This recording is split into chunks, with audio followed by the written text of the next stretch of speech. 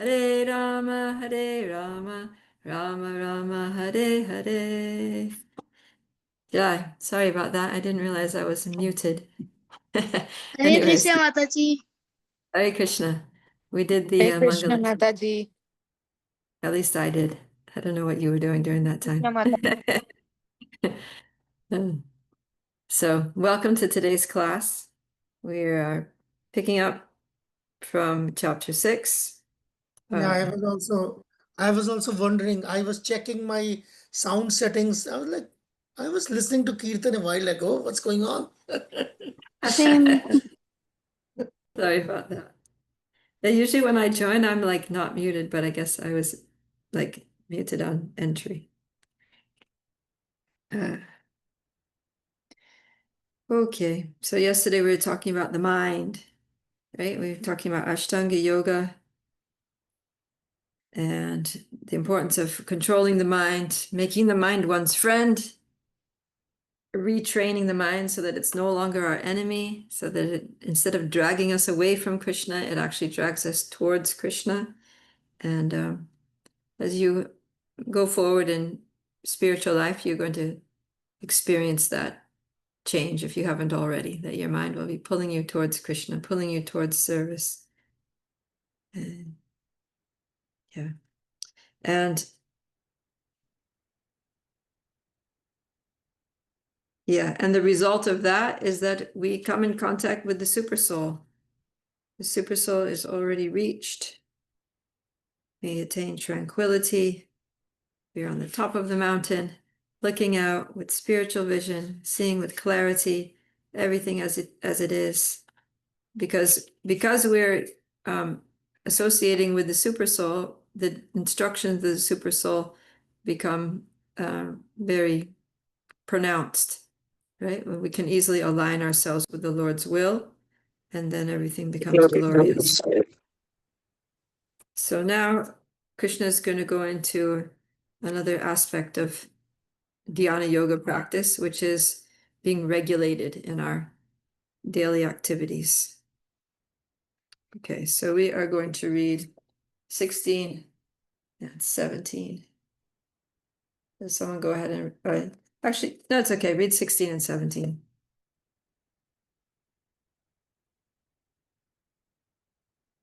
Kishori. Yes, Mataji. Chapter 6, verse 16. There is no possibility of one's becoming a yogi. O Arjuna, if one eats too much or eats too little, sleeps too much or does not sleep enough. Verse 17. He who is regulated in his habits of eating, sleeping, recreation, and work and meditate all material pains by practicing the Yoga system. Yeah, so this is very practical advice. If you want to be a yogi, we're all trying to be bhakti yogis, so we are yogis. And but Krishna says that if you eat too much or too little, if you sleep too much or too little, then it's impossible to be a yogi. You just can't do it. We have to be regulated. So Prabhupada says too much eating means eating more than is required to keep the body and soul together. So yeah, one time my daughter, she read this statement here that we should eat only to keep body and soul together. And then, of course, keeping body and soul together means staying alive, right? So she thought, okay, well, I'm probably eating a lot more than I need to stay alive. So let me reduce my eating. So then she was, I don't know, maybe like 17 years old at the time. So, and she's very like, she has a tendency towards like asceticism. She's very much like that. You know, she wakes up early, cold shower every morning, and she's like very austere. She does like a Nirjal fast every Ekadasi. And yeah, so when she read this, she was just like, that I'm going to eat just to keep alive. And then she reduced her eating so much that, you know, she was losing a lot of weight. She was getting so skinny that you could see, like, even through her blouse, you could see her ribs. I was like, her name's Subhadra. I was like, Subhadra, you're not eating enough. You're like withering away. And she said, "No, my body and soul are still together. I didn't die yet." Krishna says we shouldn't eat more than keeping body and soul together. I said, "But if you continue on this path, your body and soul aren't going to be together for long because you're, declining. You're like dwindling, moving in that direction." So yeah, so it doesn't. It means that we should basically maintain a healthy body weight. So we shouldn't eat so much that we're gaining weight or so much that we're having, indigestion and stomach problems and liver problems because it's taxing the digestive system. But we also shouldn't eat so little that we're like, losing weight and becoming, skeletons and feeling maybe weak, lightheaded or something like that. So we eat what's the right amount to maintain a healthy body weight. Right. And then as far as sleep, yeah, sleeping too much. I don't know if you ever experienced this, but sometimes the more you sleep, the more tired you are, right? Like after there's a certain amount of sleep that's very good. It's like ideal number of hours of sleep. Like let's say 6 or 7 hours. You sleep 6 or 7 hours, you feel really good. So I know for me it's like 6.5 hours. That's like optimal. If I sleep more than that, then I get like brain fog. And if I sleep less than that, then, I'm tired and my brain doesn't work properly either. So, of course, it's not always possible to get like exactly that amount of sleep, but anyways, something close to that range works well for me. So there was a time when I was in one temple where, the daily schedule was quite extreme in that we all had to get up at 2:30 in the morning and chant all of our rounds before Mangalarti, or at least most of them. And then we'd be out on Sankirtan all day for like 10 hours, and then we'd come back and then we'd have services. We have to clean the whole temple and everything. And by the time we got to bed, it would be like 10:30 at night, and then we'd still have to wake up at 2:30 the next morning. So we're getting like 4, maybe maximum 5 hours of sleep a night. And I did that for 2 years, and I was literally going insane. I was approaching like clinical insanity because of sleep deprivation. It was really bad. You So survived it. I survived somehow. That literally, and we were all doing it. Everyone in the temple was doing it because we were all just like, everyone who was there was like in the ashram. So it was like brahmachari ashram, brahmacharini ashram, and Yes. everybody was on that schedule. People were going nuts. Like, yeah, one girl was like suicidal, and one was just like, Yeah, you continue that, you will fight very bravely and die very early, and to attain the mission yeah, of goal of life. yeah. And it's like the body gets sick, your immune system gets weak. When you get sick, you can't get well. You just like can't get the rest. Even when we were sick, we had to continue that schedule.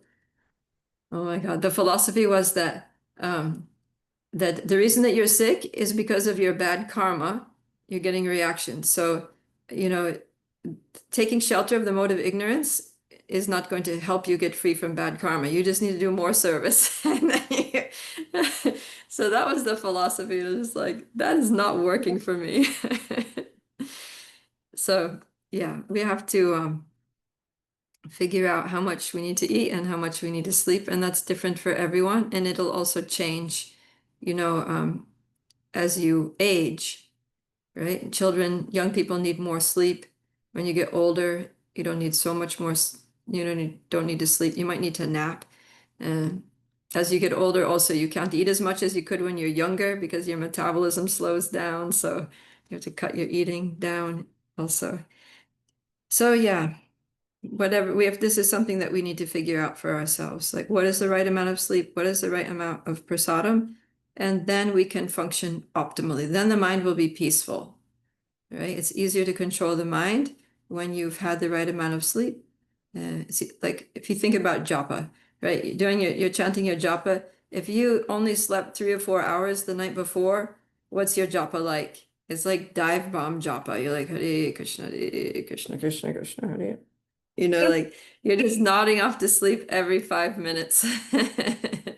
So you can't control the mind. You can't like be in meditation.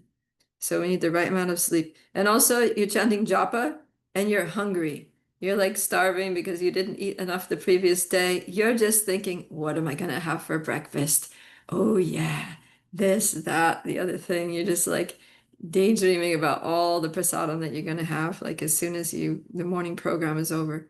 So then it's hard to just like focus on the sound vibration and, be very prayerful and establish that deep personal connection with Krishna during chanting his holy names. Like it doesn't happen, if you're hungry or if you ate too much. Let's say you had a big meal and you're like, yeah, I'll just chant my japa after lunch. That doesn't work either because, you're not feeling well, or again, you're just like sleepy because all your energy is going like from your brain down to your stomach. So, yeah. So we have to learn how to navigate these challenges of having a material body and trying to live a spiritual life with a material body. And the more we can regulate the activities of the body and keep it peaceful, then the more we can be in a spiritual consciousness. Okay. And yeah, the text 17 is continuing this, that not just eating and sleeping, but in recreation and also in work, right? We shouldn't be like a workaholic, just work, work, work, working so much that we don't have time to chat, that we don't have time to read, that we don't have time to reflect, and introspect about, reminding ourselves that I'm a soul, that I have eternal relationship with Krishna, that reflect on our spiritual practices. And recreation is also important. So Prabhupada says here that, what does he say? He says, since there is no question of sense gratification, there is no material leisure for a person in Krishna consciousness. So he says there's no material leisure, but it doesn't mean that there can be no spiritual recreation. So, we can find ways to spiritualize our recreation. Like someone yesterday, I think it was Sundar, he was saying, that going to the gym and working out to keep the body fit in Krishna's service. So also, whenever we're physically active, and that can be through dance, like if you study classical Indian dance or even dancing in kirtan, it's great exercise, it's good recreation, it's fun, right? And, nowadays, it used to be that devotees would think that sports, like playing sports, was Maya. But then when devotees started getting a little older, approaching middle age, they started realizing that actually a little physical exercise is very good for, maintaining our bodies in Krishna's service. So, yeah, devotees started playing, tennis and volleyball and going out jogging and, doing things like that are also enjoyable. So that can be done. And that's good because it's good for our physical health, and it's also good for our mental health. Because if you're always just, so there's one verse from Srimad Bhagavatam that says that if you have a horse and you're trying to train the horse, right? So you're trying to like tame the horse so that you can ride the horse and the horse will obey you, and you can use the horse for practical purposes. So when you're trying to train a horse, you have the reins, and then usually he has like that bit, they call it a bit. It's like a metal thing in his mouth. When you pull the reins back, it pulls that thing in his mouth, and then he stops. And you turn to pull the reins, one rein, it pulls it to the side, and he knows he needs to go that way. Pull it the other, it goes there. So that's how you control the horse. But if you're always just keeping the reins very tight and that thing in his mouth, he can't stand it too long. He goes a little crazy. So sometimes you need to let the reins loose, and just let the horse relax a little bit. And then when you pull it, then it actually means something. If you're always just pulling it, then he can't function. Yeah, there it is. Thank you for finding the verse, Bimla Prasad. So the mind is the same way. Sometimes we have to let the mind relax a little bit and let it, yeah, as the verse said, let the horse have his way. Let him wander off, let go of the reins, let him wander off to the side of the road, let him eat some grass for a little bit, and then you pull him back and then we keep walking. So sometimes we need to give our minds a break, and just, not that we're going to get totally into Maya or something, but just, you can go for a walk in nature, walk through the park, talk with your friends, and yeah, play sports or something like that, play a game, play Scrabble or something like that. You can sort of just relax and in mode of goodness ways, even if it's not like directly Krishna conscious, but something in the mode of goodness that allows your mind to just kind of like decompress. And then after you bring it back to, okay, now we're going to chat some more rounds. And sometimes, especially in the beginning, that's necessary. Then when the horse is trained, then it becomes easy. But while we're trying to train our minds to always think of Krishna, sometimes we have to let the mind have a little bit of slack. Okay, yeah. So Krishna is saying recreation is important: eating, sleeping, recreation, and work. Otherwise, there's a saying: all work and no play makes Jack a dull boy. The English proverb. So, yeah, we should have a variety of activities throughout the day. We work hard, we eat a healthy, balanced diet, we get the amount of sleep that we need, we kick back and have some recreation in the mode of goodness, and we do our sadhana and all that. So we live a balanced life in Krishna consciousness, and that's sustainable. See, if we're always just working, then it's not sustainable. There'll come a point where we'll just crash. So this is a long haul. It's like a marathon. If you're sprinting, if you're just doing like the 50-meter dash, then from the start, from the starting to the finish line, you're just going to run as fast as you can.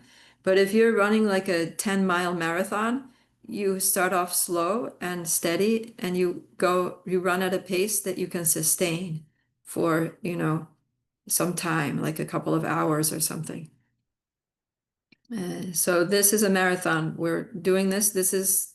We want to be able to continue our spiritual practice, maintain our sadhana for a whole lifetime till our last breath. And then we continue in the spiritual world like that.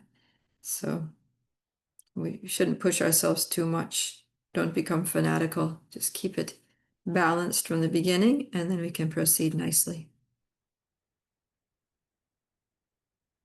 Okay, and then gradually we can minimize our sleeping, minimize other activities, and come to the point where, like Prabhupada said, a fully Krishna conscious person cannot bear to pass a minute of his life without being engaged in the service of the Lord. And then he gives the example of Rupa Goswami, Haridas Thakur, right? We hear about Rupa Goswami, also Raghunath Das Goswami, when he's living at Radhakund towards the end of his life. He was just eating like a few spoonfuls of buttermilk every second day, sleeping maybe 1.5, 2 hours a night. So, and then spending the whole day just chanting and, reading Shastra, discussing, and writing books, writing Krishna conscious songs, prayers, like that. So we will come to that point, but we can't artificially just jump to that point. We can't imitate the acharyas, but we can follow in their footsteps. So follow in the footsteps means gradual process. Right?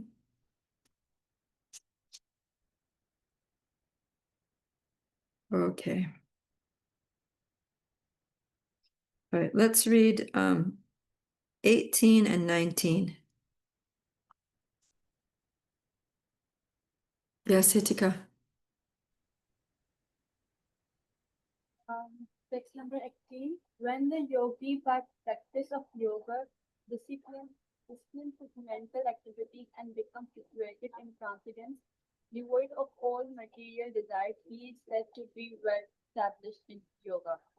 Text 19. As a nymph in the windless place does not word, so the transcendentalist, whose mind is controlled, remains always steady in his meditation on the transcendental. Okay, thank you.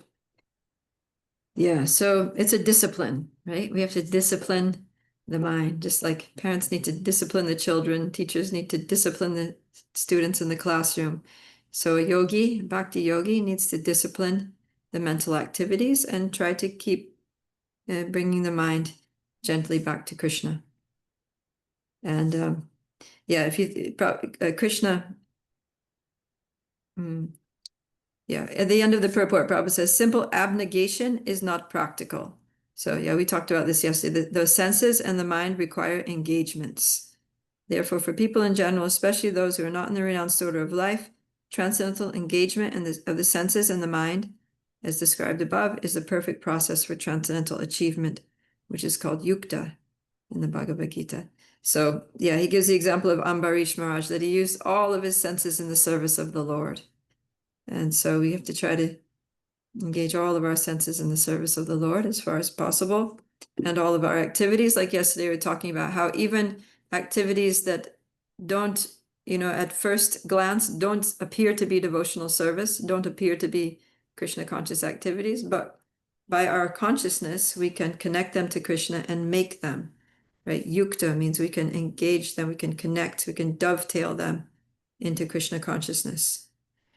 And then, so if you think about a lamp in a windless place, like a candle, think about a candle flame. So a candle flame kind of starts off broad and it comes to a point, right? It comes to a point like that at the tip.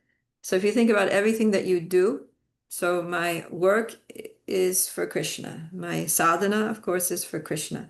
Then so Krishna is here. Krishna is the point. So the flame is going up and all parts of the flame are just unifying on that point. When I'm eating, but I'm offering that to Krishna, so that's also Krishna conscious activity.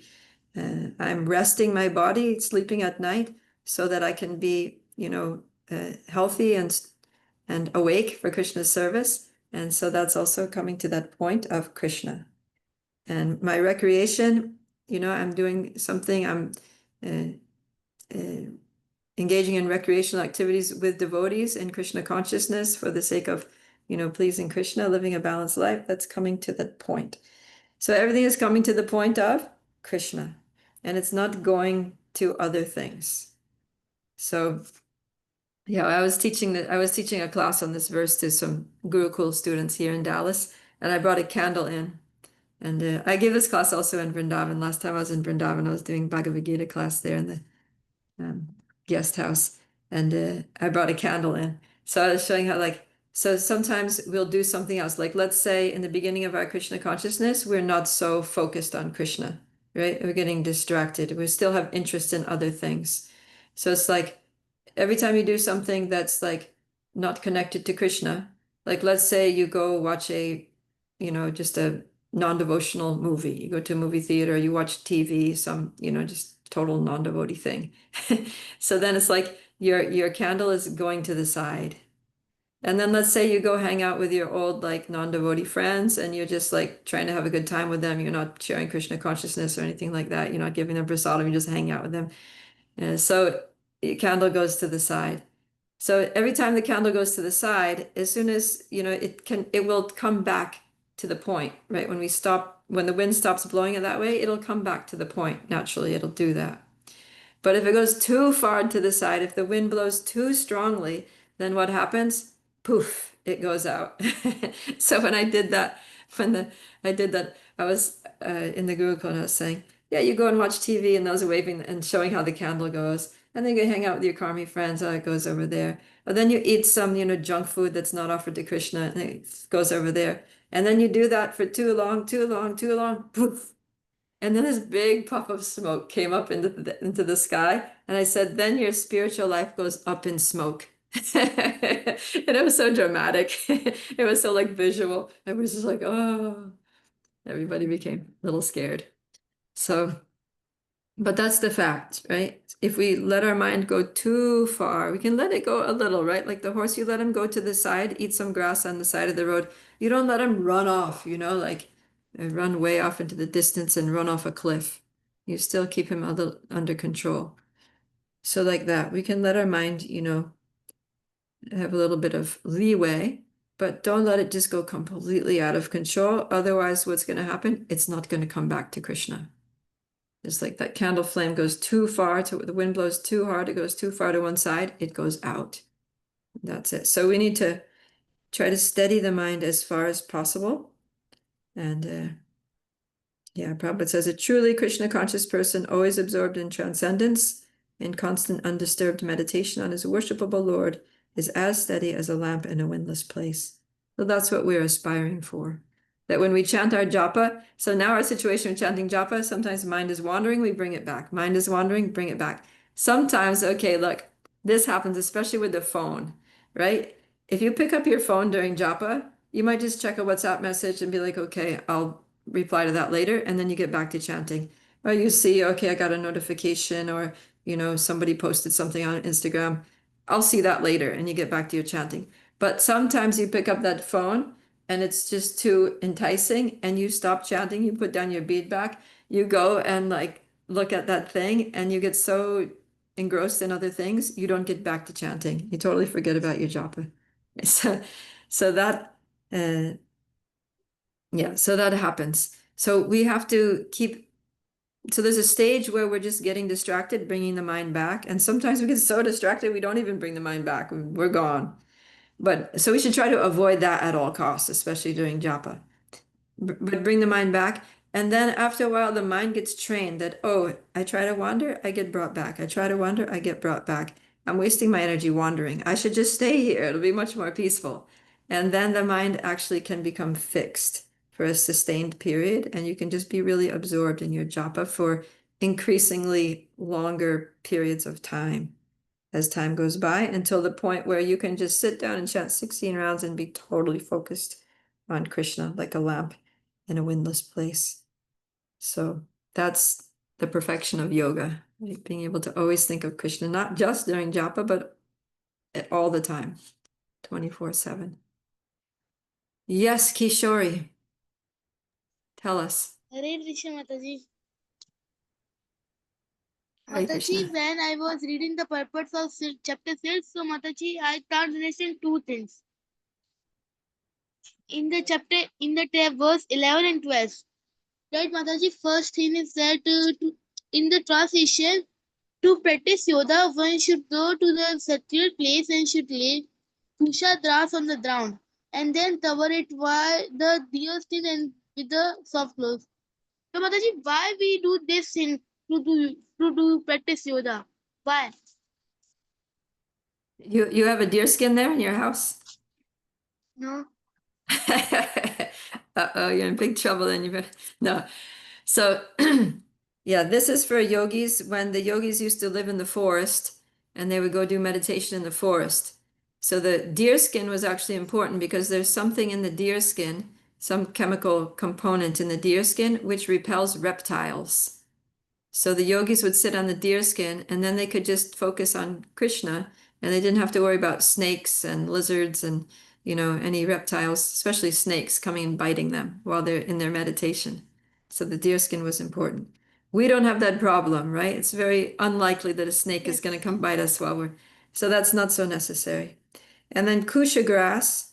Kusha grass is an auspicious kind of grass, which protects us from, evil influences. Like, for example, if there's an eclipse, like a solar or lunar eclipse, then I've heard that if you're sitting on kusha grass, or you have like a straw roof, on the roof of your building. Like when we were living in Vrindavan, we had a flat, the flat terrace roof, and we had what do they call it, a chopar, like a little, canopy thing. And it was made out of kusha grass. And a friend of mine came, she said, oh, next time there's an eclipse, we can all just sit here and have a kirtan. We don't have to worry about the effects of the eclipse because the kusha grass. So these are some things that are helpful. They're not absolutely required, and especially in this day and age, these things are too difficult to get. So yeah, that's why Prabhupada said that this type of yoga that's being prescribed here by Krishna is not practical in this age, and we should just focus on chanting Hare Krishna. And in chanting the Hare Krishna Mahamantra, there are no hard and fast rules. So there's no hard and fast rule that you have to sit on kusha grass or sit on a deer skin. You can sit on whatever you want. You can sit on your sofa and be comfortable and chant Hare Krishna. Okay? Yes. And Mataji, the other thing that I don't understand that the yogi should then sit on it very firmly and practice yoga to purify the heart. And Mataji, here they are saying that the yogis control his mind, sense, and activity. So how they control? How do they control the mind, senses, and activities? Yeah, Yes. by engaging them in Krishna consciousness, right? So mind, engage the mind in always thinking of Krishna, engage the senses in always engage the senses. Senses means your body. So you use your body to serve Krishna, right? Prabhupada and the Prabhupada give the example of Ambarish Maharaj, who uses all of his senses in Krishna's service. So like that, whatever we do for Krishna. And that's how we control the body, mind, and activities. Okay? Yes, Mataji. Okay, great. So let us move on to the next verses here. Text 20 to 23, please. Hare Krishna. In the stage of perfection, Hare Krishna, in the stage of perfection called trance or samadhi, one's mind is completely retreated from the material mental activities by practice of yoga. This perfection is characterized by one's ability to see the self by the pure mind and to relish and rejoice in the self. In that joyous state, one is situated in boundless transcendental happiness realized through transcendental senses stabilized. Thus, one never depart from the truth, and upon gaining this, he thinks there is no greater gain. Being situated in such a position, one is never shaken, even in the midst of greatest difficulty. This needed is actual freedom from all miseries arising from material contacts. Thank you very much. Yeah, so this is in these verses, Krishna is describing the final stage of Ashtanga Yoga, which is samadhi, or complete absorption in meditation. And in this stage, the yogi is able to see the self by the pure mind. So from this, we can understand that having a pure mind is a prerequisite for attaining this stage of total absorption. And that's why Krishna places so much emphasis on purifying and controlling the mind, right? In the purport, Srila Prabhupada says that Lord Chaitanya, in the words of Lord Chaitanya, this state of affairs is called Chaito Darpana Marjanam, or clearance of the impure mirror of the mind. So that's what we're doing when we chant Hare Krishna, do japa or kirtan or sankirtan. We are cleaning the mirror of the mind. We're purifying our minds. And when the mind is totally pure, then we can actually see the self. We can understand who we are. Because now the situation is that mind is very impure. Mind is covered by so many layers of material contamination, conditioning. And so it's like a mirror that's covered by dust. When you look in that mirror, you can't see your face. All you see is the dust. So now with our impure minds, we're trying to look at ourselves and we're seeing the dust. We're seeing just the conditioning. And then we think that that conditioning is me, right? So we've all been in this world for so many lifetimes. We've acquired so much material conditioning. And yeah, even in this life, we have a particular body. So, if I have a female body, then I'm going to be thinking that I have been socialized in a certain way, that this is the way that girls behave. This is the way that young women behave. This is the way that mothers behave. This is the way that wives behave. And we identify with those behaviors, that we become conditioned by those behaviors, by those basically attitudes and activities and roles that society imposes on us because of the body, right? And then we come to identify with those things, that conditioning, and we think that's me, right? So, but what we're just seeing basically is the dust. We're looking into the mirror of our hearts and we're just seeing the dust. We're just seeing the conditioning, all the things that have been imposed on us, uh, and of course, it's not, we can't blame society for conditioning us, because it's us that, due to our desires, due to our attachments, our consciousness, that we got this body. and that we are in a material body, and that you have that specific body that you have is the body that you chose by your past activities and how you developed your consciousness through association that you chose in your previous lifetimes. It came to this. So we can only blame ourselves, but at the same time, we can also purify ourselves of this conditioning. And the more we get free from bodily identification, and not just gross bodily identification, but also subtle bodily identification. So not only am I not this body, but I'm also not my mind. I'm not my material intelligence. I'm not my, false ego means false sense of I am, that I am something that I'm not. That's false ego. So when we get purified of all that conditioning, then we can actually see who we are. We actually take a look at ourselves and we're like, hey, I'm a spirit soul. I'm an eternal servant of Krishna. And we can also, that's just the beginning. Then we can actually, as we go on purifying and developing our relationship with Krishna, pleasing Krishna through our attitude of submissiveness and surrender, then Krishna further reveals himself to us, further reveals himself, and also reveals ourself, so that we can understand what is my eternal relationship with Krishna. How do I serve Krishna in the spiritual world? What is my rasa, whether it's Shanta or Dasya or Sakya or Vatsalya or Madhurya. These things start to become clear. And and then even within, let's say, even within Madhurya Rasa, there's different kinds of devotees who serve Krishna in Madhurya Rasa. And they all have their individual different services that they do, and their moods of service and their associates. And some we fit in there somewhere, but we haven't got a clue, right? We've totally forgotten who we are.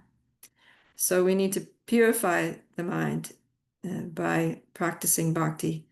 And then we can actually see who we are. We can see the self by the pure mind and relish and rejoice in that, in the self. So when we come to that stage of realization where we know what our eternal constitutional position is in service of Krishna, then we can enjoy that service within ourselves, right? Because we were hearing about in chapter 5 that one whose happiness is within, who rejoices within, who is living their life within, they're actually the perfect mystic. So yeah, even in this world, when we come to this realization of who we are, then it's relishable. Spiritual life becomes enjoyable. All right, as we'll see that at the end, the conclusion of Bhagavad Gita is that Prabhupada says that when you actually realize that you are an eternal servant of Krishna, it's like life becomes thrilling. You're so enlivened and inspired because it's so amazing. It's also amazing. And you relish and rejoice in the self. And he says, in that joyous state, one is situated in boundless transcendental happiness. So happiness, happiness from sense gratification is far away. It's like you're not even interested in it because you're experiencing transcendental happiness, which is a much higher taste, a much sweeter taste.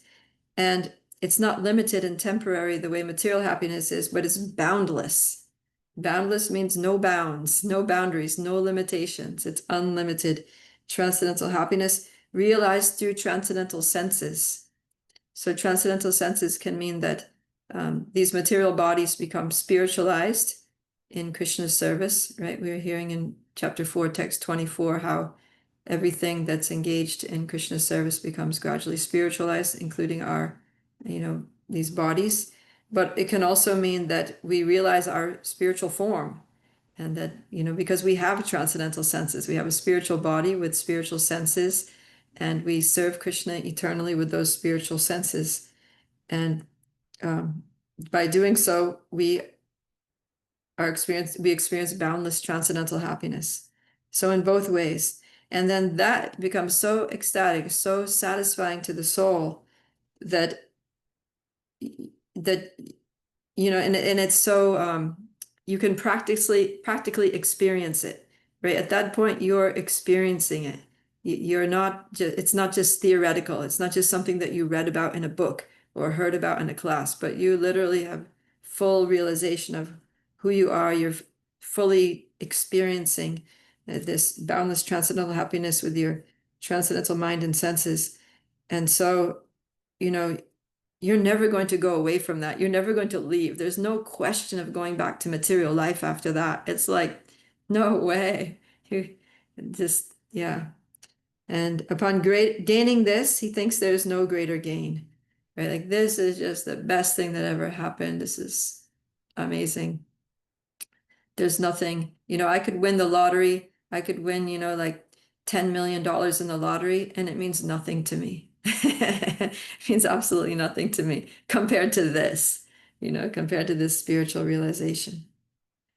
So, and then even if something terrible happens to you externally, at that level of realization, even if, you know, you get diagnosed with, you realize you had like stage 4 cancer, or, you know, a loved one is, you know, you find out that they're going to be, they have some terminal disease, or, you know, you lose your job, or whatever, you know, something material, some tragedy comes upon you, you're not shaken. Your spiritual realization is not shaken, and you remain equipoised, because you're not depending on external situations for happiness. Your happiness is coming from your relationship with Krishna. And so then there are no material miseries, right? Material miseries just can't reach you. It's just like if you have a blazing fire, like a huge, huge fire, and then somebody, like, let's say a house is on fire. So a huge house, huge fire, and then somebody comes with a bucket of water and throws it on the fire. It's not going to do anything. It's not going to put out the fire. It's just going to immediately evaporate and be gone, right? So in the same way, we're experiencing so much, like a huge, you know, unlimited transcendental happiness. And if somebody throws some misery on us, it's just going to disappear. It's going to be so insignificant that we're not even going to notice it. Because also our consciousness is not really engaged with material things in the same way that it used to be. So yeah, so Srila Prabhupada says that this is the real liberation. And yeah, this is the real life. This is the real life of the living entity. So right now we're in Maya. We're literally, even though, you know, we're devotees and we're trying to be in Krishna consciousness, we're still in so much Maya, because we're still thinking that we're something that we're not, and we still don't know who we actually are. So Prabhupada says, Maya or illusion is the condition of spiritual life contaminated by material infection. Liberation from material infection does not mean destruction of the original eternal position of the living entity. Yeah. Prabhupada is explaining this here because of Krishna's use of the word, let's see, what does he say here? No, he doesn't use it. He says, it's okay. Because in some places, Krishna does use the word nirvana. Like in Patanjali Yoga, he uses the word kaivalya. But Srila Prabhupada is saying that Patanjali also accepts this by his words, kaivalyam swarupa pratishta vachiti shaktir iti. So kaivalyam doesn't mean that we become one with the Lord, but it means that we realize that we become situated in our actual form, swarupa pratishta. And we become situated, in our swarup, our eternal transcendental form with which we serve Krishna eternally in the spiritual world. So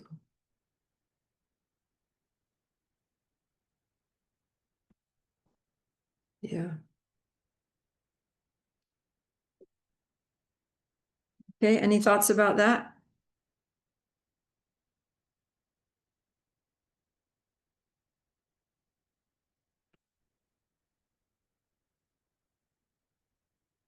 In the purport towards the end of these verses, Prabhupada says that a person in Krishna consciousness is callous towards incidental occurrences such as accidents, disease, scarcity, and even the death of a most dear relative. but he's always alert to execute his activities, his duties in Krishna consciousness or bhakti yoga. Accidents never deviate him from his duty. So yeah, yeah, it doesn't mean that when we say callous, it doesn't mean that a devotee becomes hard-hearted, right? Callous literally means like, that hard skin that you get on your hands or feet. Like if you've been working a lot with your hands, your skin gets hard on especially like here, you get these calluses. And so the calluses are there that protect you from, the hard skin means that you won't hurt your hands when you work. Or if you walk barefoot, like you do parikrama a lot, you'll get calluses on your feet.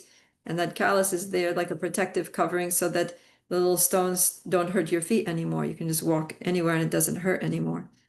So yeah, in Krishna consciousness, when we come to this state of transcendental happiness in Krishna consciousness, then we don't feel so much the pain of material problems, accidents, disease, scarcity. But it doesn't mean that we become callous to other people. It doesn't mean that we become callous to the suffering of others, right? Like Prahlad Maharaj said that, he said, for me, I have no misery. And, I'm not disturbed by anything in this world because, I can just think of Krishna and be happy at any moment. In fact, he was thinking of Krishna and relishing, happiness within at every moment.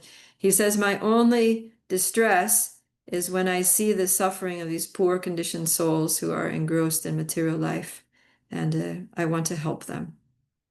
So that's a devotee's only distress. So we're callous to material, ups and downs and heat and cold and success and failure, victory or defeat, like that. But we're not callous to the suffering of others.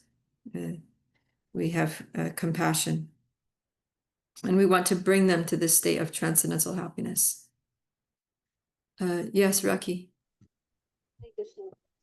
Mataji, as Maya is very strong and the mind is really very weak, dragging on it, and sometimes, most of the time, I think that we are reading in these verses that this is the topmost state of mind. So sometimes I think, is it going to happen with me or not? I don't know.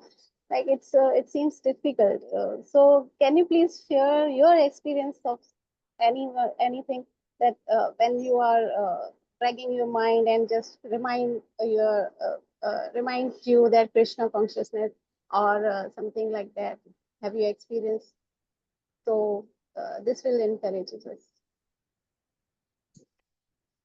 The mind going to Krishna, the mind is going to Krishna.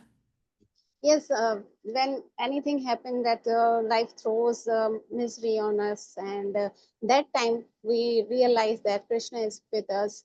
So it seems very difficult that still we are very attached to our loved ones, and if someone says bad words to us, and it affects really.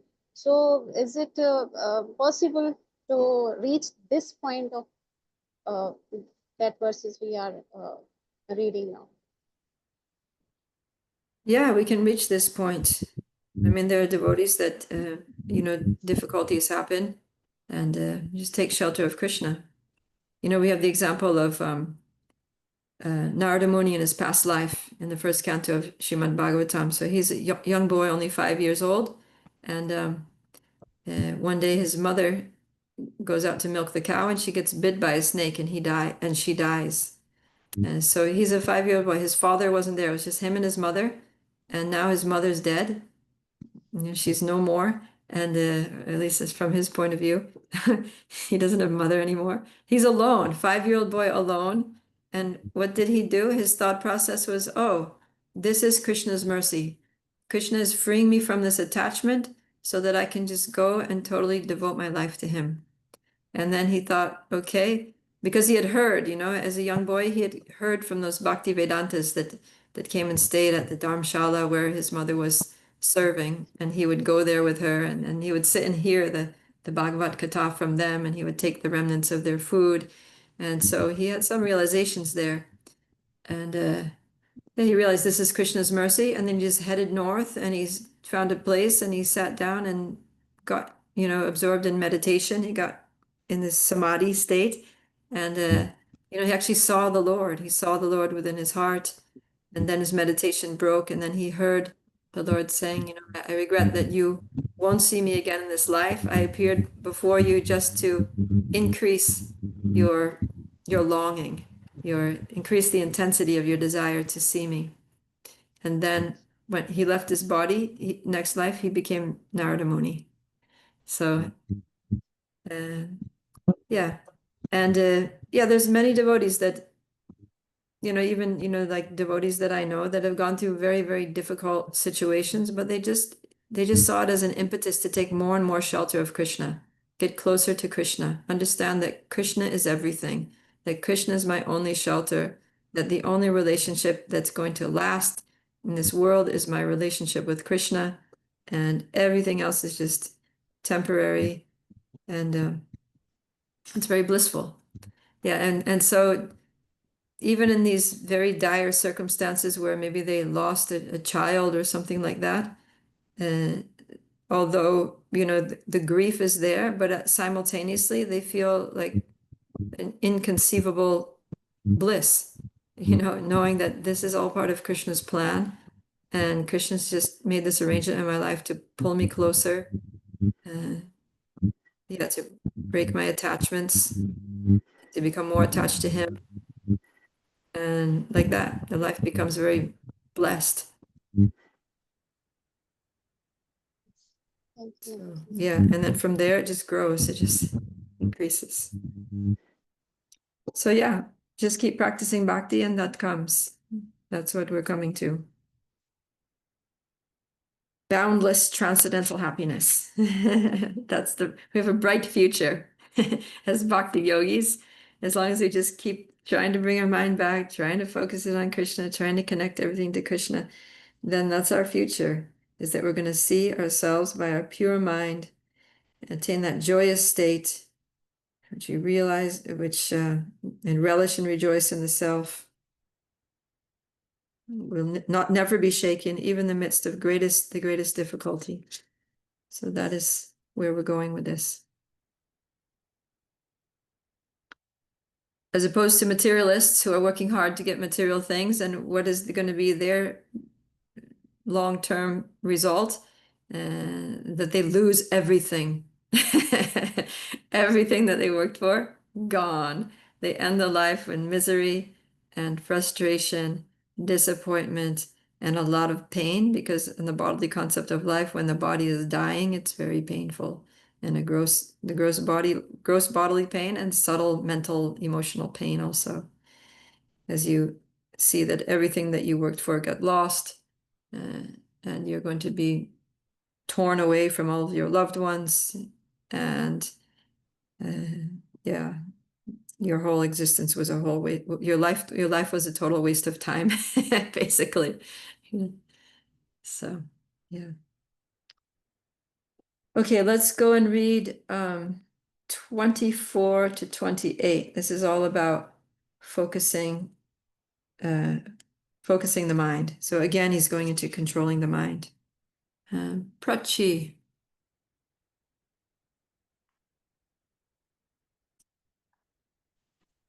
Hare Krishna.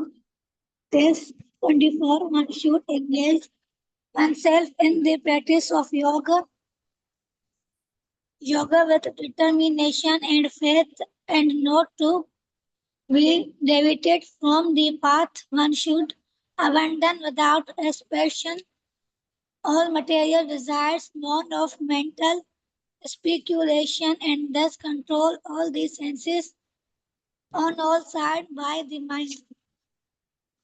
Test 25. Gradually, step by step, one should become situated in trance by means of intelligence sustained by full conviction, and thus in the mind should be fixed on the self alone and should think of nothing else. Test 26. From wherever the mind wanders due to its flickering and unsteady nature, one must certainly withdraw it and bring it back under the control of the self. The yogi whose mind is fixed on me really attains the highest perfection, transcendental happiness. He is beyond the mood of passion. He realizes his qualitative identity with the Supreme and thus he is freed from all reactions to past deeds. Thus, the self-controlled yogi constantly engaged in yoga practice becomes free from all material contaminations and achieves the highest stage of perfect, perfect happiness in transcendental loving service to the Lord. Okay, thank you. So, yeah, remember back at the end of chapter 3, Krishna was saying that the mind is superior to the senses, the intelligence is superior to the mind, and above even the intelligence is the soul.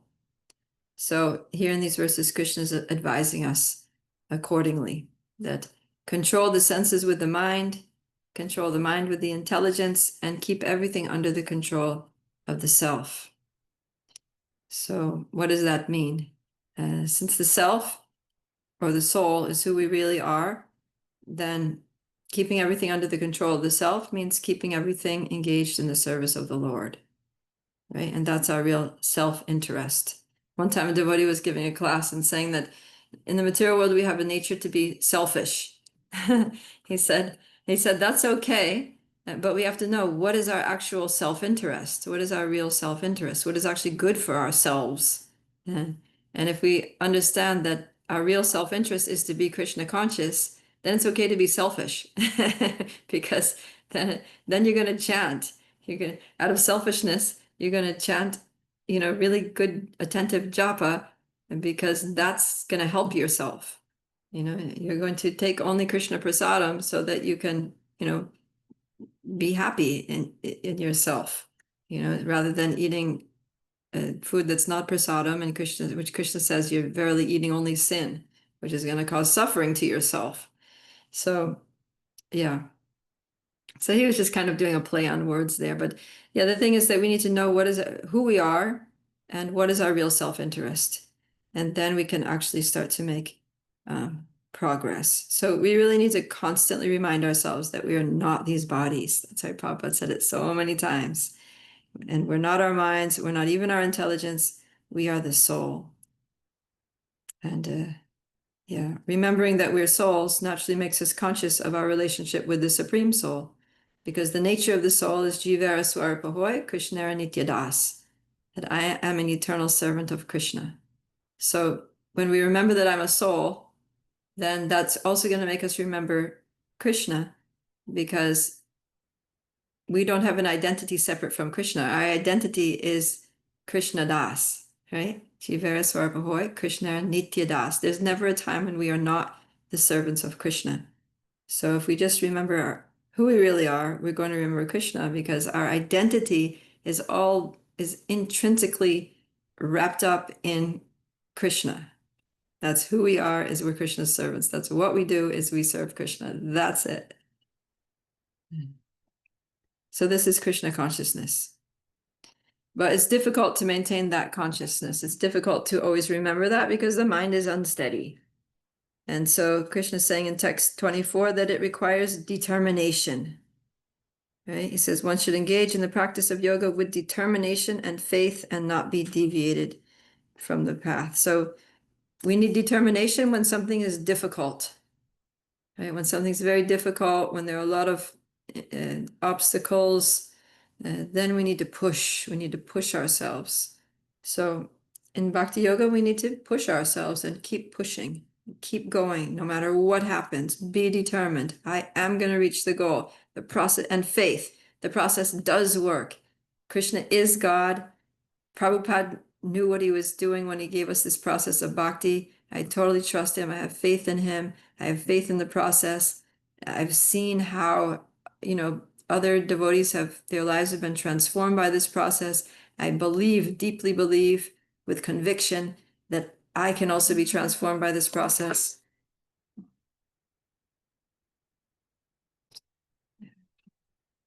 And yeah, and when we have faith, then we'll have determination. If we don't have faith, it's hard to have determination, because if you're like, oh, I'm not really sure if chanting Hare Krishna is going to do anything for me.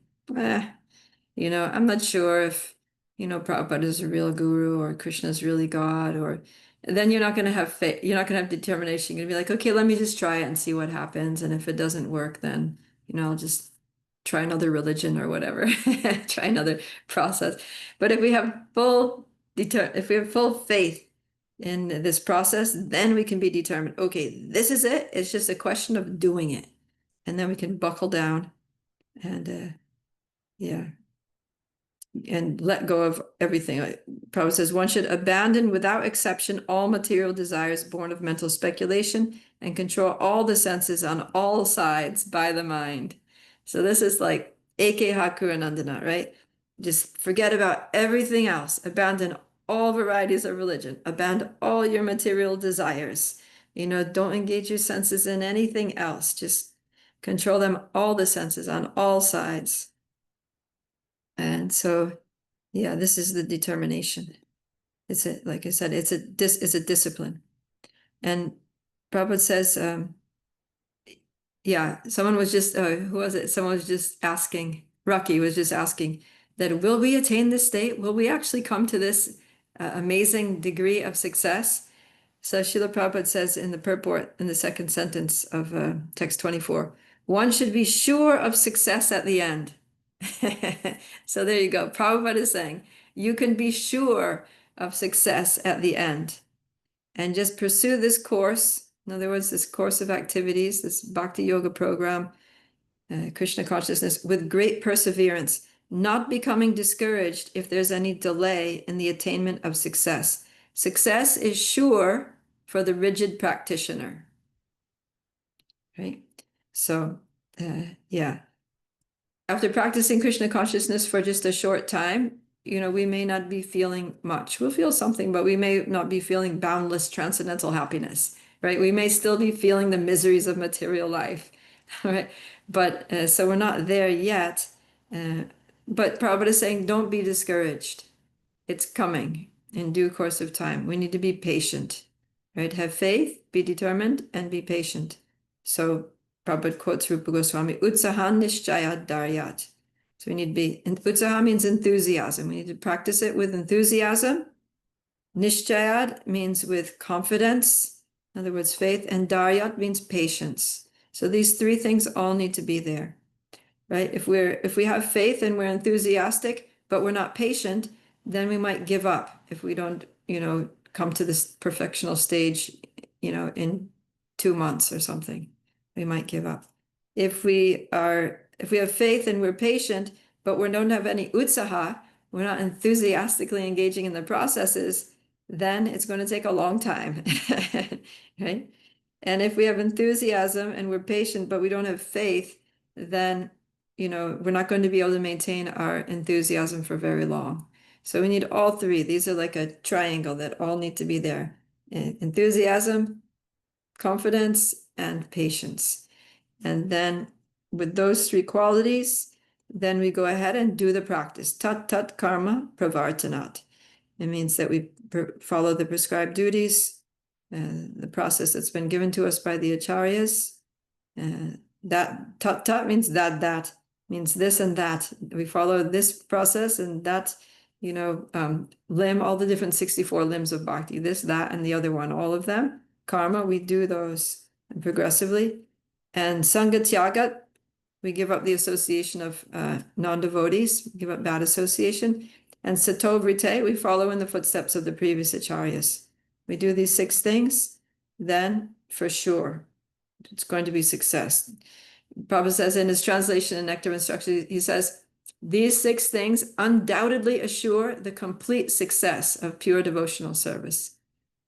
So he's very emphatic, undoubtedly, without a doubt, these 6 things undoubtedly assure the complete success, not just partial success, but complete success, that you will become a pure devotee if you follow these things. And Prabhupada says, can happen in this lifetime. And how can it happen? Not by our strength alone, but by Krishna's mercy. because God helps those who helps themselves. And in this purport, Prabhupada tells that nice story of the sparrow, right? The sparrow's eggs get washed away into the ocean, and then she's trying to get them back. And she's like, hey, ocean, give me back my eggs. Otherwise, I'm going to dry you up. And with her little beak, she's getting a drop of water, taking it out. And then the ocean is thinking, this is nothing. What is this bird thinking? But then Garuda comes down, and Garuda says, listen up, ocean. If you don't give back the eggs, I am going to take up the work of this sparrow, and I am going to suck all of your water out, and you'll be done. And then the ocean comes with a big wave and gives back the eggs. So we're like the little sparrow, every day sitting down, chanting our rounds, every day doing our little reading, every day offering whatever service we can squeeze into our busy schedules, doing what we can. And then, gradually doing something. And then Krishna comes down and just is like, whoosh, take the mercy. Whoosh, purify the heart. Whoosh, kick out all of the obstacles on the path of pure devotional service. Whoosh, Krishna's just coming in, swooping down and helping us in huge ways that we can't even fathom. So this is the glory of Bhakti Yoga. And Prabhupada writes at the end, by the practice of yoga, especially Bhakti Yoga in Krishna consciousness, it may appear to be a difficult job. But if anyone follows the principles with great determination, the Lord will surely help, for God helps those who help themselves. So we can't just sit back and do nothing and wait for Krishna to do everything. But nor should we think that I'm going to do this only by my own strength. We should try our best, do everything that we can to be Krishna conscious, and then depend on Krishna's mercy. Expect Krishna's mercy. Be confident that Krishna is going to give his mercy, and he's going to deliver me. He's going to purify me. He's going to bring me to this transcendental platform of pure devotional service. Okay, Kishori? Hare Krishna, Mataji. Hare Krishna. Mataji, I have that question that in the purport of 20 and 23, page number says 290. They are saying that there are two type of samadhi. Two kind of samadhi. Mataji, elaborate what are the kinds and how? What? Okay.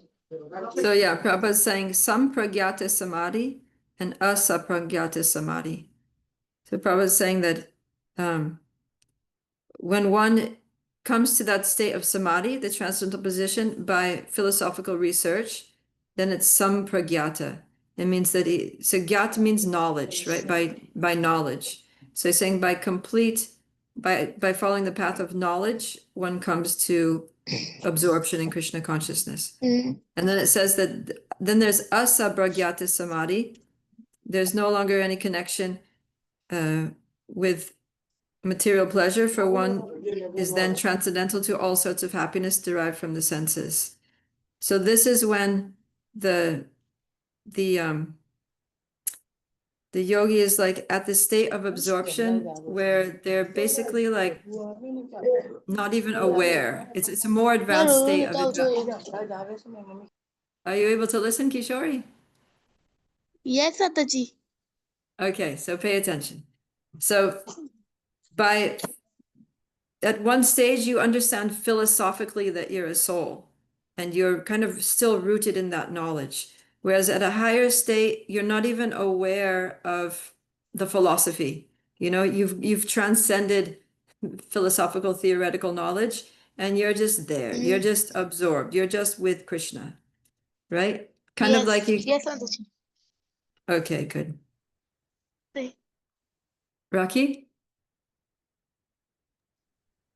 Yes, Mataji, maybe it's a stupid question. Mataji, what if I would die tomorrow or today? So, as I'm trying, in my point of view, sincerely and having faith, but what if I die tomorrow? So, and if I couldn't remember Krishna at the time of my death, then what's going to happen? Do I have to come in this material world again? So Arjuna asks the same question, and we're going to hear about that in tomorrow's class. Okay, so keep you in suspense.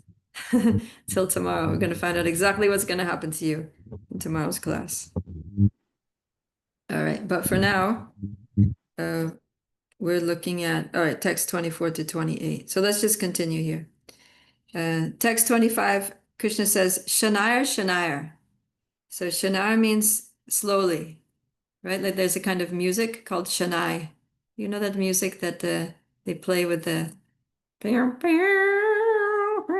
it's like that, right? It's very slow, long, drawn out, like instrumental alaps and all that. Very slow, very peaceful. You listen to that in the early morning, just when the sun is rising. So like that, Shanai, Shanai. Our progress in our spiritual progress it's happening gradually, right? Prabhupada translates it gradually, step by step. So that's where the patience comes in, that step by step, gradually we're going to become situated in trance. We will reach this samadhi state, but gradually. And it requires, this is, reiterating the similar points, using our intelligence, sustained by conviction, fixing the mind on the self, thinking of nothing else. Right? And the Prabhupada says, one should think of no pleasure aside from the pleasure of the Supreme Self. And incidentally, so sometimes we might think, materialistic mind comes up with this thing. Well, if I'm thinking only about Krishna's pleasure, then what about my own happiness, right? So the thing is that we are parts and parcels of Krishna. So we can only experience pleasure when we make Krishna happy, right? It's like, I give this example of if there's a bucket of water and you heat up the water in the bucket, like you have one of those electric immersion heaters, you put it in the bucket. So the whole bucket of water is becoming hot. So that means every molecule in the bucket is also becoming hot because it's part and parcel of the water in the bucket. So we're part and parcel of Krishna. So when we give pleasure to Krishna, then we are happy, just like all the particles of water in the bucket are becoming happy when we heat up the whole bucket of water. So we are parts of the whole. We're parts and parcels, but we're also separate individuals, but still our happiness is dependent on, we will feel happiness to the extent that we make Krishna happy by our actions, by our words, by our consciousness. And when materialistic mind says, forget about Krishna, you got to do something to make your own self happy, like, go do some sense gratification. Then we're actually not going to be happy. Our happiness is going to go down because we disconnected from Krishna and we can't be happy through sense gratification anyway. So it's just totally useless. It just is counterproductive. So our happiness comes from making Krishna happy. So Prabhupada says one should think of no pleasure aside from the pleasure of Krishna, the Supreme Self. And of course, we're not thinking when we please Krishna, we're not thinking, oh, I'm going to do this so I can be happy. Otherwise, it doesn't work out well either. If we just focus on Krishna's happiness, automatically, without thinking, we'll just be happy. But yeah, the nature of the mind is to be restless. So Krishna's saying, just keep bringing it back. Don't worry about it. It's natural. Don't, get too heavy on yourself, but just gently bring the mind back. Bring the mind back. Don't become a servant of the senses. Don't become a servant of the mind. You should be the master of the senses. Become a master of the mind and use them to serve Krishna.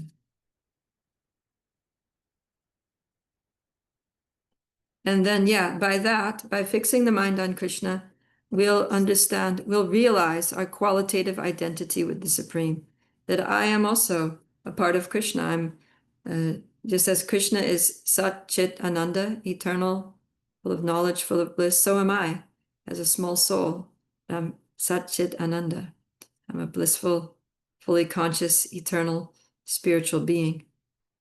But in quantity, I'm very small, right? Krishna's infinite, he's infinitely big, and we are infinitely small, or in other words, infinitesimal. And our position is to serve Krishna. So, yeah. And then, so that way, by seeing who we are, by realizing our qualitative identity with Krishna, by realizing that I can only be happy by serving Krishna, then what happens? We serve Krishna, right? He says in the last verse that one achieves the highest state of perfect happiness in transcendental loving service to the Lord.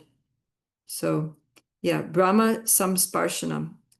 In the text 28, I'm looking at text 28, the third line says, Sukhena Brahma Sparshanam, means that we become joyful. Sukhena, we become happy, being completely in touch with spirit. Right? Brahma means spirit, and Sparsha means touch, and Sam means perfectly or completely. So we become completely and perfectly in touch with spirit. The Supreme Spirit, who is Krishna. And by that, we become happy. And then he says, Sukhena, and then the last line he says, Atyantam Sukham Ashnute. He says it again. But this time he says that happiness, that Sukham, is Atyantam, without end. It's endless. Yeah. So, yeah. Okay. All right. Let us read. So now the next section of verses, Krishna is going to describe how this true yogi sees the vision of the true yogi. So let's read 29 to 32. Hare Krishna.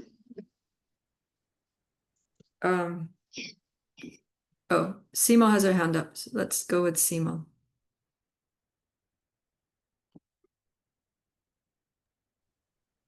Text number 6.29. A true yogi observes me in all the beings and also sees every being in me. Indeed, the self-realized person sees me, the same Supreme Lord, everywhere. Text 30. For one who sees me everywhere and sees everything in me, I am never lost, nor he is ever lost to me. Text 31. Such a yogi who engages in the worshipful service of the Super Soul, knowing that I am and the Super Soul are one, remains always in me in all circumstances. Text 32. He is perfect yogi who, by comparison to his own self, sees the true equality of all beings in both their happiness and their distress, O Arjuna. All right, thank you. So this is how the true yogi sees the world. What does he see? He sees Krishna in everything. Sees only Krishna. The true yogi observes me in all beings, and all beings in me. Sees me, the same Supreme Lord, everywhere. So Srila Prabhupada explains this in the purport. So how does he see Krishna in all beings? Prabhupada says at the end of the first paragraph, he says, the Lord, being the source of all beings, is like the mother and the maintainer. As the mother is neutral to all different kinds of children, the Supreme Father or Mother is also. Consequently, the Super Soul is always in every living being. So he sees Krishna in all beings by seeing that Krishna in his manifestation as a Super Soul is literally there in every living being, but also that the source is perceivable in it's like when you see a child, then you see the parent, right? If you know the parents, then you see the child, you're like, oh, how are your mother and father, right? If you know the family. So it's like that Krishna is the source, he's like the mother or the father. He says that, right? That aham bija pradap pita, that I'm the seed-giving father of all beings. And so when we see someone, we see, oh, Krishna is in the heart. Also, Krishna is the father, and Krishna is the source. Krishna is the maintainer. And so we can see Krishna in everyone, in everything. And then how do we see every being in Krishna? So this he explains in the second paragraph. He says, outwardly also, every living being is situated in the energy of the Lord. As will be explained in the 7th chapter, the Lord has two energies, the spiritual and material. The living entity, although part of the superior energy, is conditioned by the inferior energy. The living entity is always in the Lord's energy. Every living entity is situated in him in one way or the other. Yeah, so we are situated in Krishna because we're in this material world, which is Krishna's energy. We're in this material body, which is Krishna's energy. And, we're just, everything is Krishna. Krishna is the absolute truth. Like in the Srimad Bhagavatam, Canto 2, Chapter 9, Text 33. That's the first verse of the Chaturshloki Bhagavatam. So these are the Lord's instructions to Lord Brahma. And from these 4 verses, the whole Bhagavatam expands. So the first of those verses is Aham Evasa Evagre. That it goes like that. That's the first line. So Krishna is saying that I existed before this manifestation of the material universes, before the creation, there was only I. And after the annihilation of all this whole cosmic manifestation, there will remain only I. And in the interim time, during the cosmic manifestation, there exists only I. So basically he's saying that before, during, and after, he is existing. So he's the source of everything, and also everything expands from him. So there's all the universe, all the planets, everything is him, because it's all his energies in various forms. And then everything again merges into him. So there's basically only him. Everything is Krishna, because Krishna is the absolute truth, right? There's nothing that's separate from Krishna. And then in the next verse, he says that if you think that there's something separate from me, that is Maya. That is a definition of illusion, is thinking that anything exists separately from Krishna. Because not only does everything connected to Krishna, but everything literally is Krishna in one of his energetic manifestations. So it's impossible. Even though we try to forget Krishna, we try to get away from Krishna, we can't do it. We're just, we ourselves are part and parcel of Krishna. Our bodies are his energy, his gross material energy. Our mind's intelligence are his subtle material energy. All the things that we interact with are his energy. Other souls that we talk to, they're also his, superior energy, his Jiva Shakti. It's like everything is just Krishna. So, yeah, this is how a true yogi sees. And also everything is happening under Krishna's direction. Even Maya is under Krishna's full control, right? Even if we think that we're separate from Krishna, or we want to be separate from Krishna, and we get into that Maya, that's also under Krishna's control, right? The 3 modes of material nature are working under Krishna's control. He says that in Bhagavad Gita 9:10, Maya Dyakshena Prakriti Suyate Sacharacharam Hetu Nanena Konteya Jagat Viparivartate.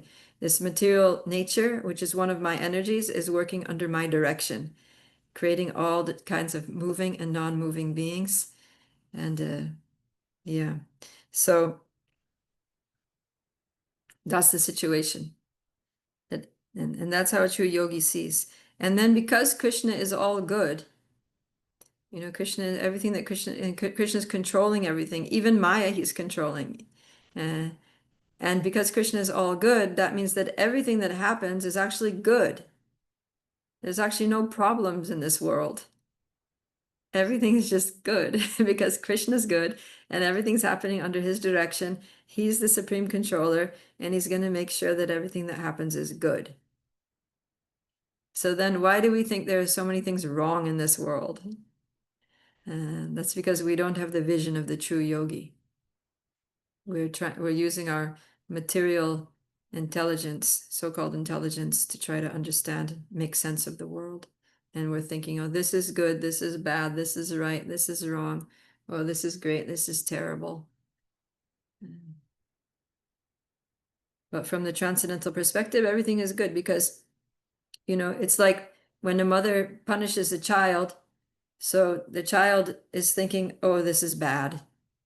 This is very bad. My mother just sent me to my room and everybody's sitting out there talking and eating dinner and having a good time. And here I am in my room all alone and in isolation, and I'm hungry and I'm just crying here, and this is terrible, right?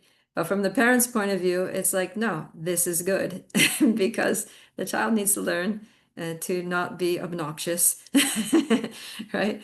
They need to learn to stop, disturbing other people, learn how to behave nicely, and they need a little time out so they can go and think about that and become a good human, right? So sometimes by the laws of karma and by under Krishna's direction, people suffer in various ways, but that's all to try to rectify our rebellious consciousness, because it's that rebellious consciousness that actually makes us suffer.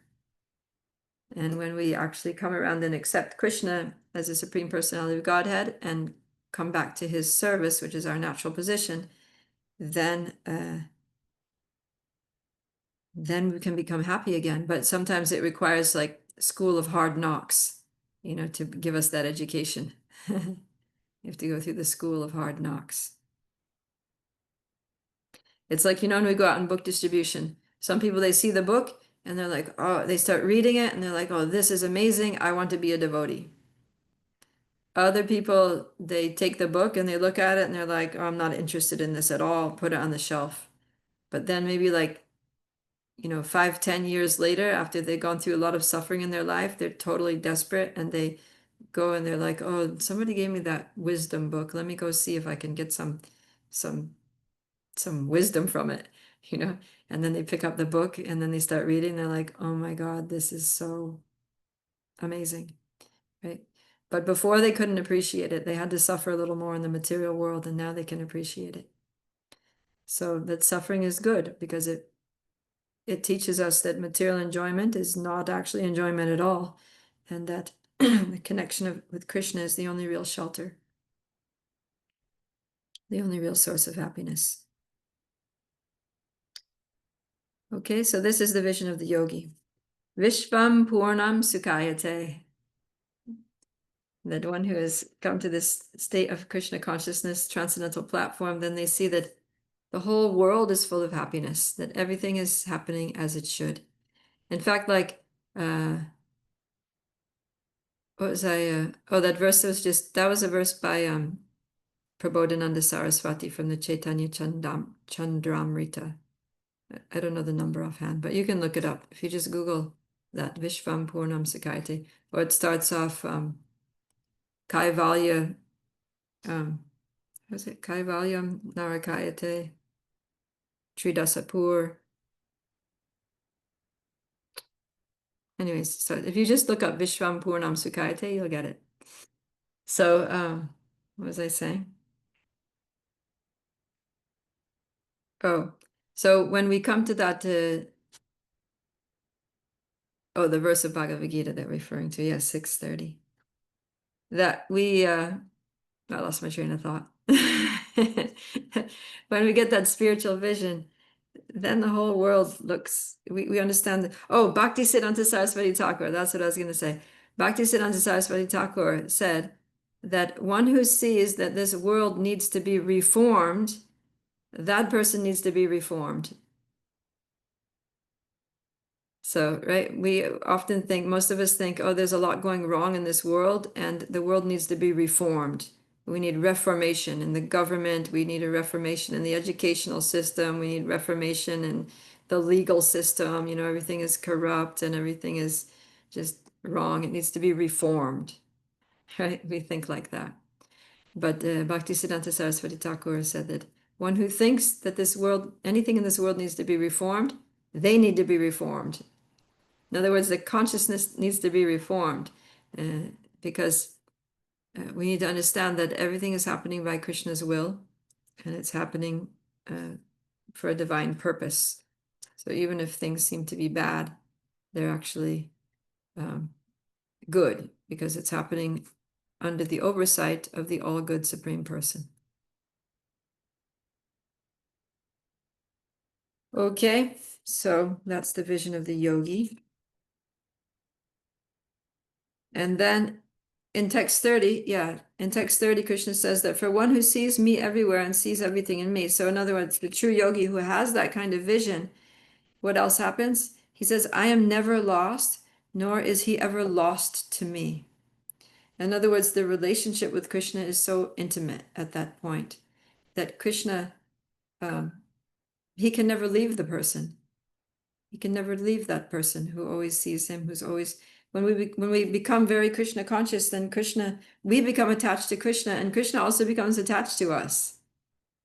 He doesn't let us go. He literally doesn't let us go.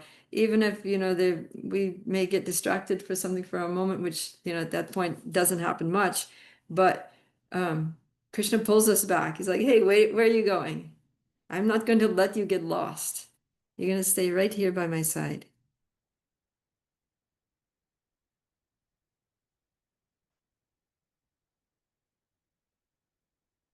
Yeah. Prabhupada ends the purport saying that at this stage, Lord Krishna never disappears from the sight of the devotee, nor does the devotee ever lose sight of the Lord. So you see, the devotee is always seeing Krishna, and Krishna is always seeing his devotee. Krishna's taking so much care. He's always attentive to the devotee. He's alert to whatever the devotee is going through. Krishna is very aware. He's very attentive, and he's taking care. He's helping the devotee in all circumstances. So such a yogi turns into a pure devotee and cannot bear to live for a moment without seeing the Lord within himself. That's like the asakti stage, right? So this is beyond nishta, where they're just steady, keeping the mind steadily focused on Krishna. But they got a taste, right? They got that boundless transcendental happiness, feeling that there's nothing better than this. There's no greater gain. There's nothing better than, so they get ruchi, right? They have this taste of transcendental happiness. And then next thing is asakti. They come to attachment. They become attached to Krishna. They can't bear to live for a moment without thinking of the Lord, without seeing the Lord within themselves, without serving the Lord. This is an attachment to Krishna. And then that attachment develops into bhava, spiritual emotions, and prema. So he says, next verse, text 31. He says, Sarva Bhuta Stitam Yo Mam. Sarva Bhuta Stitam means he sees me situated within all living beings. And bhajati, he worships me in all living beings. So when we see another living being, not just humans, but animals, plant, any other living being, we see Krishna situated there, and we can worship Krishna in the heart of that. I think there's one place where Srila Prabhupada says that when we pay obeisances to a devotee, like we pay obeisances to a sannyasi, he said we're paying obeisances to that devotee for being, an exalted, surrendered servant of Krishna, and we're also paying obeisances to the Lord within the heart of that devotee. So in that way, we're worshiping Krishna, who's situated within the heart of all beings. And then ekadvam ashtita. That way, the person abides in unity.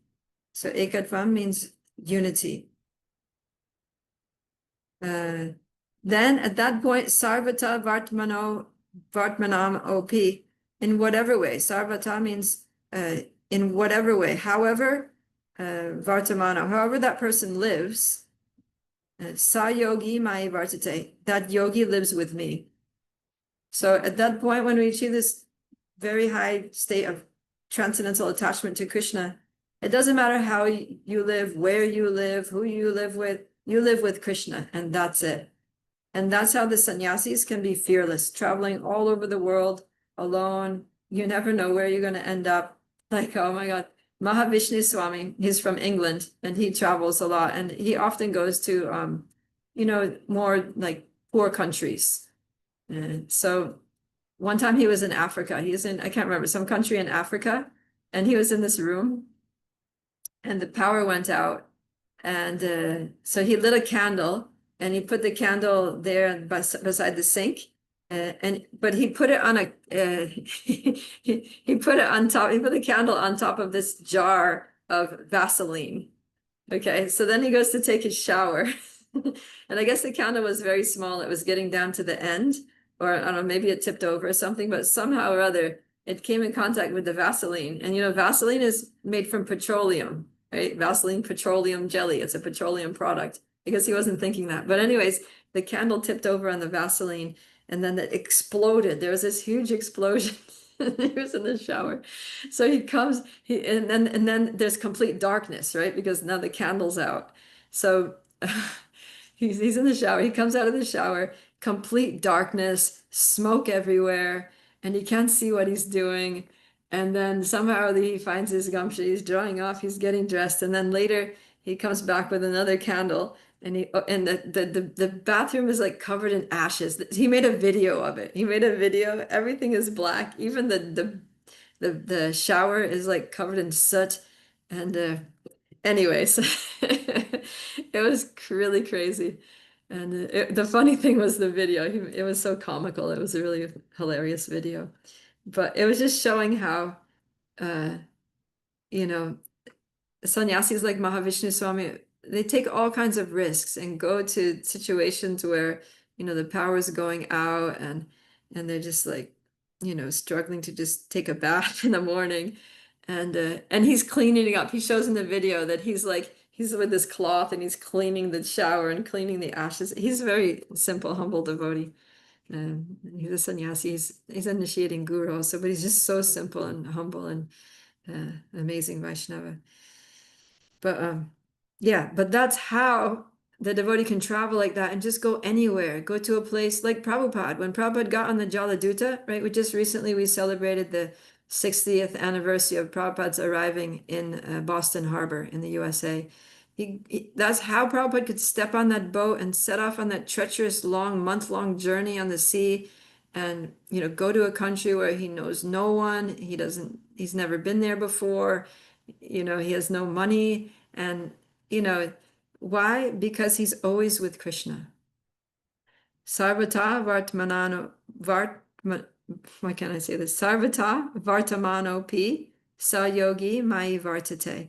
That however he lives, wherever he lives, whatever path he takes, whatever journey he goes on, he lives with me. So Prabhupada had that consciousness that Krishna is with me. And even while he was suffering those 2 heart attacks on the Jaladuta, he was just taking shelter of Krishna, and he felt that Krishna was with him. Krishna appeared in his consciousness, and he had this vision of the 10 incarnations of the Lord taking the oars and rowing the boat, right? And rowing the boat and calming the sea and enabling him to survive that journey, that Krishna was with him. And even when he was alone, somebody asked him, one of his disciples later asked him, Prabhupada, did you ever feel lonely when you were here in those early days when it was just you? And Prabhupada said, no, I never felt alone. My Guru Maharaj was always with me. So like that, the true yogi feels the presence of the Lord, feels the presence of the spiritual master who's the representative of the Lord. And in that way, they can be fearless in any circumstance. That's what Krishna is saying here. And then in text 32, this is a very important verse because he says that Atmo Pamyena Sarvatra, that when he sees other people, Samam Pashyati Yorjuna, when he sees other people, he sees them equal to himself in their happiness and distress. Sukham va yadiva dukam. So the best yogi, the yogi paramo, the supreme, the perfect yogi, when he sees other people suffering, he feels their suffering. When he sees other people happiness, he feels joy. So this is like paradukkha dukhi, right? A pure devotee, the true yogi is paradukkha dukhi. He experiences, his only cause for distress is the distress of others. Why? Because when he sees others, he compares them to himself. That's what this means. Atmo Pamyena Sarvatra. By comparison with his own self, he sees somebody in a situation and he puts himself in that person's shoes, and he feels what it would be like to be in that situation. right? You see somebody who's miserable, who's has a disease, and you think, oh, what would it be like? How would it feel for me to be lying in that bed with the disease, hooked up to tubes and taking medicine and not being able to eat? How would that feel? Oh, it would, and then he feels that feeling, and then he has compassion for the person in the situation, and he wants to help them. Right? One time when Srila Prabhupada was in a car and they were driving down Oxford Street in London. So Oxford Street is like the most famous street in London, and there's all these shops selling all kinds of things that materialistic people like to buy. It's where everybody wants to go to shop. It's like the main shopping street in the whole country. So that's where every Christmas time is, everybody there shopping. I lived in the London Temple for 5 years, and it's right around the corner from Oxford Street. We go do Harinam on that street every day, but it's like a busy, busy, busy street. And everybody's just spending money, buying things, trying to be happy. Restaurants and cafes and there, all these things. So Prabhupada was in the car going down Oxford Street. I think this was on his first visit to London, and he was looking out the window and he started crying. The tear was coming down his cheek like that. And the devotees there, Prabhupada's young disciples, they were looking out the window, oh, that shop and this and that. Oh, wow, this is so exciting. We're seeing the sights of London. And then they look at Prabhupada, and Prabhupada is crying. Very different experience. And they said, Prabhupada, why are you crying? Like, what's wrong? And he said, oh, the people are suffering so much. He could just see that they're suffering because they're souls. And he knows that the soul can't possibly be happy just by spending money buying material things. No matter what street in the world you are, no matter how fancy the things in the shops are, no matter how glamorous the window displays are, they can't make the soul happy. And so he could see that these people are just wasting their lives. They're just doomed for frustration and suffering. So, yeah. So this verse shows what Krishna is saying is that the true yogi has empathy, develops universal empathy for all beings.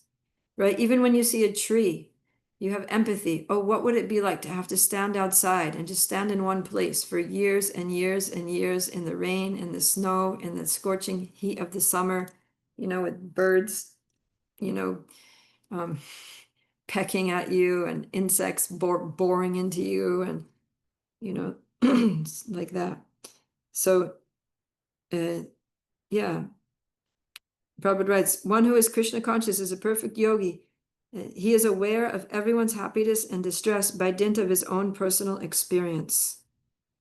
And the cause of distress of the living entity is forgetfulness of his relationship with God.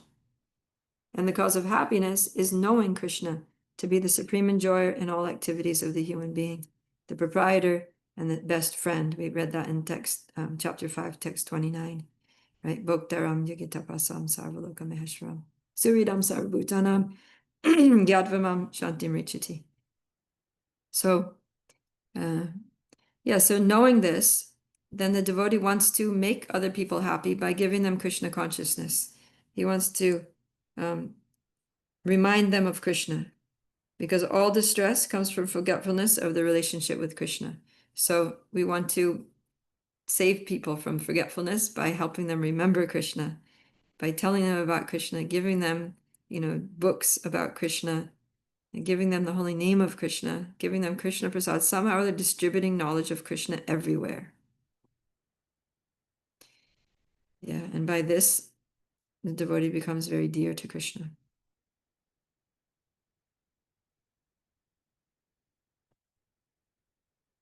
So the more we feel compassion for others, that's a test. That's basically a test of our spiritual advancement.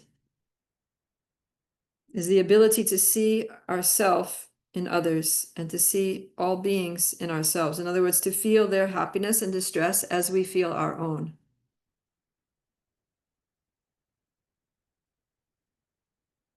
That's a test of our Krishna consciousness. And also to respond to that, right? That I see someone suffering, I feel their pain, and I want to help them by giving them Krishna consciousness. Okay. So we'll stop there. Any questions or comments, reflections on these verses today? We've seen how to live a regulated life. We've seen the result of living a balanced Krishna conscious life is that we come to see the self, rejoice in the self. By controlling the mind, we can see not only ourselves, but we can see Krishna everywhere and everything in Krishna, become compassionate to others, and become very dear to Krishna by sharing Krishna consciousness. Okay, Kishori. Mataji, I have a question related to test 24. Okay. Then Mataji, in translation, in translation, it's Krishna saying, one should engage oneself in the practice of yoga with determination and faith. So Mataji, how we engage ourselves? How?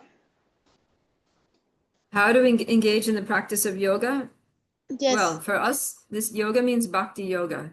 So we basically just follow the program that Srila Prabhupada gave us, right? You wake up in the morning, chant your japa, go to the temple, see the deities, do Guru Puja, you offer whatever you eat, you offer to Krishna, you study Prabhupada's books, attend classes like Bhagavatam class, do some service, whatever services you can do for Krishna, right? At your temple or at your home. And whatever you do, you try to do in Krishna consciousness. So that's how we engage in practice of yoga. Doing kirtan, going out in the Harinam, distributing books, right? Okay. Krishna Priya. Hare Krishna, Mataji. Hare Mataji, Krishna. I have a question from the text 24. I have actually two confusions regarding the word preservance. So I want to ask that we know that bhakti is completely transcendental. So why is there a need of the preservance which comes in the mode of goodness to make advancement in devotional service, even though it is transcendental? So I just want to know that why the mode of goodness is the foundation of the thing which is already transcendental. Yeah, well, the thing is that, I mean, bhakti is transcendental, but we are not on the transcendental platform yet ourselves, right? We're still struggling with the urges of the senses, and, we still sometimes we're influenced by the modes of passion and ignorance. So, yeah, like you said, perseverance comes from the mode of goodness. Determination in the mode of goodness Yes. is unbreakable, right? It's sustained by yoga practice, and it's very strong. So, yeah, we need to come to the mode of goodness and be determined. Yeah, and just keep going, be steady. Yeah. Because we're not on the transcendental platform yet, so we are still at risk of being, pulled away by the urges of our mind and urges of our senses. Okay, thank you, Mataji. And other confusion is here we see that one should, Prabhupada's writes and the purport, one should be sure of success at the end and pursue this course with great perseverance, not becoming discouraged if there is any delay. So here Prabhupada is saying that, and also Rupa Goswami also mentioning that Bhakti Yoga will be completely successful if we have these three things: the determination, perseverance, and the enthusiasm. But at last, the purport is saying that ultimately Bhakti Yoga will be successful by the mercy of Krishna. So I want to know to what extent truly our perseverance and determination and enthusiasm is required for the cause of success in the Bhakti Yoga. Like, is it 50-50? I do 50%, Krishna does 50%. Is it 20-80? I'm not sure about that. But I do know, see, Prabhupada said that when we take one step towards Krishna, Krishna takes 10 steps towards us. Right? So every 1% of our effort, and Krishna gives 10%. If we give 10%, then he gives 100%. So he's giving 10 times. So we're doing one part and Krishna's doing 10 parts for our spiritual advancement. So Mataji, when we'll be completely successful in the Bhakti Yoga, then these things will not be required, like the determination, the faith, the perseverance. and will Yeah, still be. that's what Krishna is saying here. Like in the beginning, we need perseverance, but at the end, like we heard in text 20 to 23, it says that when you come to that stage of samadhi, then then you're never shaken. You're never shaken, even in the midst of the greatest difficulties. So then it becomes more natural. It becomes easier, right? As soon as you come to Nishta platform, then devotional service becomes very easy because your anarthas aren't bothering you all the time. Right? You're not getting pulled away by lust and greed and anger and envy. You're not making offenses because you don't have these bad qualities anymore, or they're very, very diminished. Everything becomes easy. Thank you, Mataji. Okay, what else? We still have 6 minutes.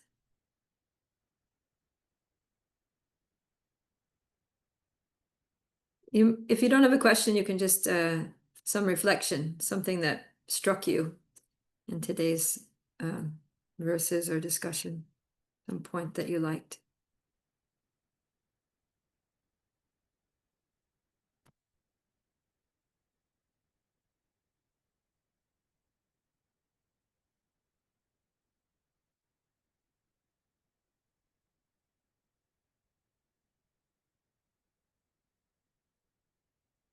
Shobha.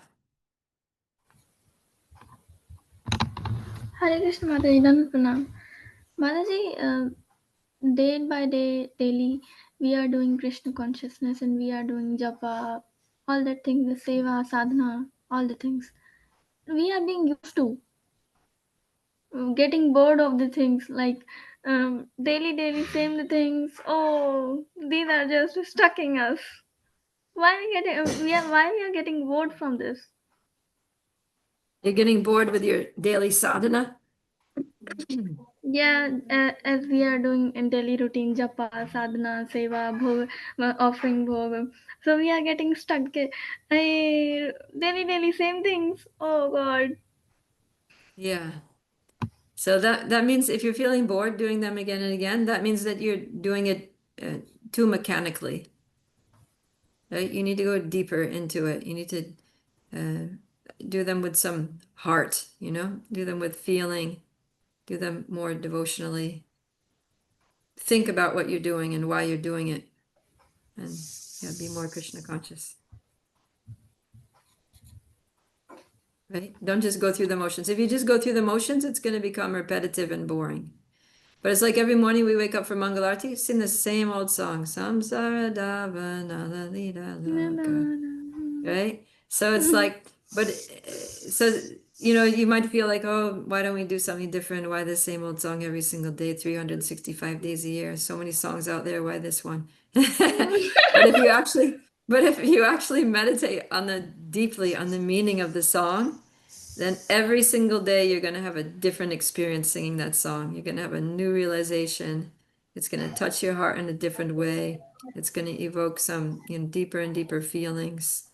And and then you understand why we're singing that song every day. Okay, thank you, Mataji.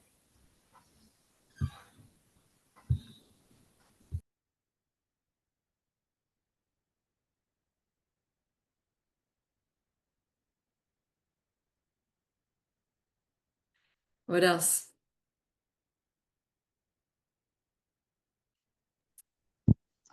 Yes, Mataji, I want to share my wonderful experience of Krishna's mercy. Can I? Okay. Yes. As yesterday I was not feeling well and there was nobody at my home to make some food, or that's why. So I couldn't get up to make some food for myself. So I was just remembering Krishna. What should I do? Feeling so hungry. I couldn't get up. Uh, in my neighbors there is a ISKCON center. So Mataji, there's Mataji who is doing seva there. she just called me and said, my son is knocking your door. Just open it up and take the plates. I said, which plates, Mataji? So she said, just go and take this. So I went, and Madhav, her son was standing out. She gave me plates, and in that there was some rice and two slices of pizza. So it was really a wonderful, wonderful experience that I have. Uh, uh, I just went, and thanks to Krishna, and just feeling that how merciful he is, and he couldn't see me angry and just sent him. It never happens before. So it Mm, was a wonderful experience from my side. very nice. Yeah, thank you for sharing. That's beautiful. Yeah, it just shows how Krishna's, it's true what he's saying here, that, when we are attentive to Krishna, then Krishna is attentive to us, and he knows what our needs are, and he makes some arrangement, That's why I'm materially and spiritually, to make sure we have everything that we need. yes. Beautiful. Okay, so thank you very much. So for your homework for tomorrow's class, finish chapter 6, read all the verses and purports, and we will discuss those tomorrow. Okay, So Mataji. thank you all very much. Hare Krishna. See Hare you Krishna, tomorrow for our Mataji. last class. And Bhagavad Gita ki jai, Srila Krishna. Prabhupada ki jai. Prabhupada ki jai. So, Prabhupada Hari Priya Bol. Maji, Hare Krishna. Prabhupada Priya Maji ki Jai. jai. Jai Ho. Jai. Hare